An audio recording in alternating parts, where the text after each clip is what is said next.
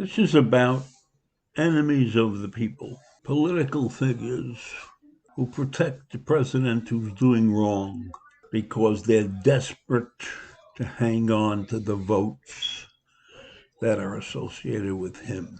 So basically, they are putting their personal needs ahead of the job that they're supposed to do, which is work for the American people. Boy, it feels good to be in the studio. It sure does, but let's keep our masks on, okay?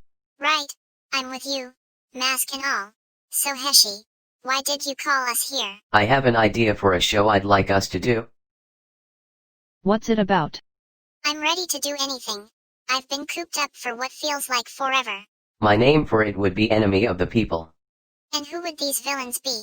And, my bet is, some set of politicians, right? Well, Meg, you are so right. This country is divided, and Trump has lost the election, but he won't concede defeat, and he is suing like crazy, and the enemy of the people defend him by saying he has rights. Yes, that's true, he does have rights, but that doesn't mean he is right. I get it. He's missing something very important. He has no evidence. Rights without proof is going to delay the transition. We can't afford to have the transition take longer than the allotted time. Heshi, who are these enemies? I have 4 you can listen to. All of them talk about Trump's rights, but not a single word about the people's rights. First you go out and the Democrats steal 5 or 6 states, and that's what Republicans believe we're watching.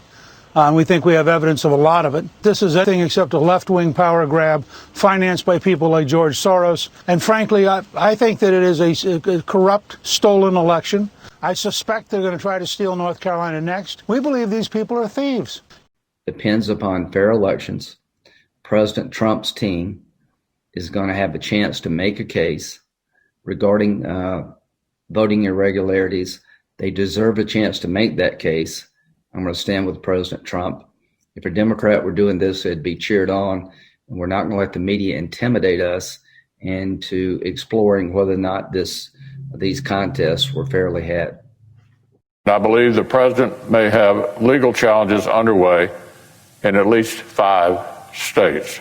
All legal ballots must be counted. Any illegal ballots must not be counted.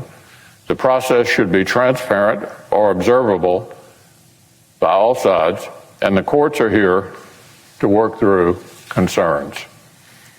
And President Trump is 100% within his rights to look into allegations of irregularities and weigh his legal options. If any major irregularities occurred this time of a magnitude that would affect the outcome, the president has every right to look into allegations and to request recounts under the law. So I'm here on behalf of the Trump campaign, as an attorney for the president, to describe to you the first part of a situation that is extremely troubling.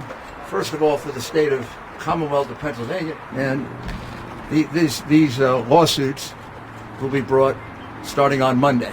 But the first time it was discovered was here in Pennsylvania just a couple of days ago.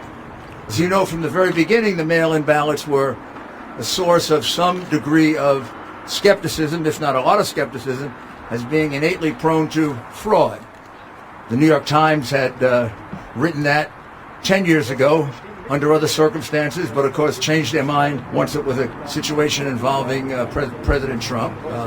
Congresswoman Jordan, in her review of various forms of voter fraud, cited mail-in ballots as the most prone to fraud. With all that, you would have expected that be a high degree of security and a high degree of inspection that would be provided for mail-in ballots. Instead, in the wisdom of the officials, Democrat officials there was no inspection of a single mail-in ballot.